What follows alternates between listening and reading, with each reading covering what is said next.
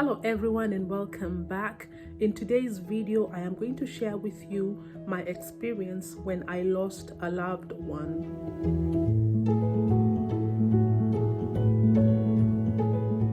I am sure we all know of somebody who has passed away. It could have been a relative or a friend. In my case, nobody had ever prepared me about death. When I was growing up, my mom and dad would from time to time attend burials, and most of the time it was just the two of them who went, and myself and my brothers and sisters were left behind. So death was kind of a mystery for me, and it is one of those things, yes, you are aware of, but you don't know the impact or how it affects you until it comes to your doorstep. While growing up, I had lost several family members.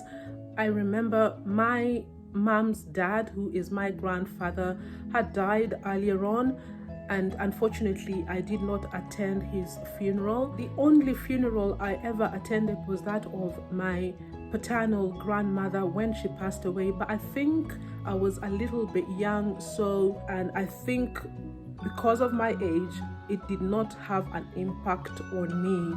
The first death in the family that had an impact on me was that of my mom's sister. Those of you who have been following me in my channel know about my mom's younger sister who came to live with my mom when she got married. So this is a person who was more of a sister to me, and I grew up with her. There was that emotional bond. She was more like a big sister to me.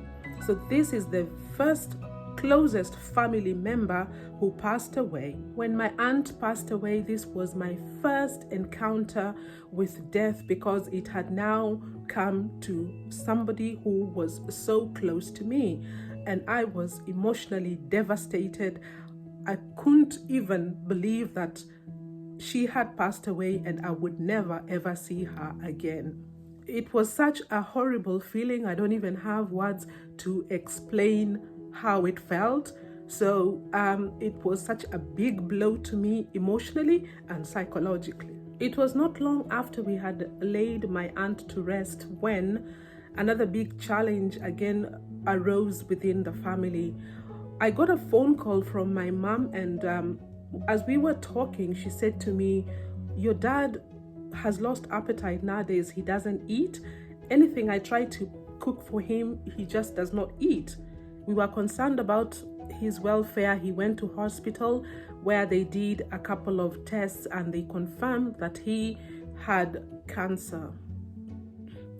This was the beginning of a new chapter in our life. We all knew what cancer does to people, but again, just like death, you always think that it happens to other people, and because it hasn't come in the family, you're never ever prepared for this kind of news. As a family, we remained positive, and the doctors had arranged for my dad to have an operation. He underwent the operation. So my dad underwent the surgery, and he came out of it well, and he appeared to be improving, and we were very grateful that probably they had caught the cancer in its early stages. But as we all know, cancer can be a bit tricky. It will disappear and come back later after a while.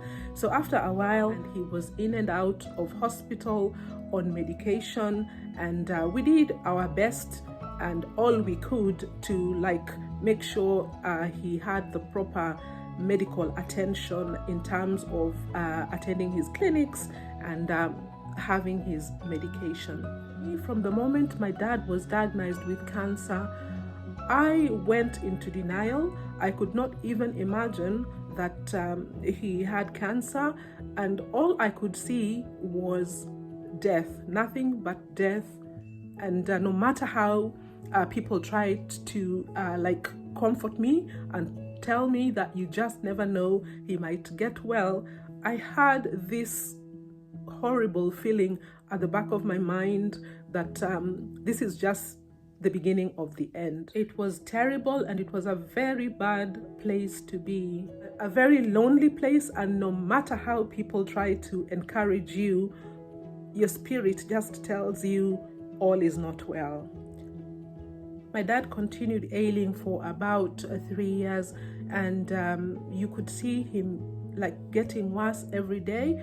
We kept hope alive and trusted that one day he would be all right and just, bounce back to himself. But unfortunately, that did not happen. I will never forget that phone call that told me my dad has finally rested and has gone to be with the Lord. I couldn't believe that my dad was normal, and even though I had seen him ail, I kept hoping that he was going to pull through. That phone call changed my life forever. Things were never ever going to be the same again. Join me in my next video to find out how I coped and came to terms with the fact that my father was no more and I was never ever going to see him again. Take care of yourselves, and I'll see you in the next video. Bye for now.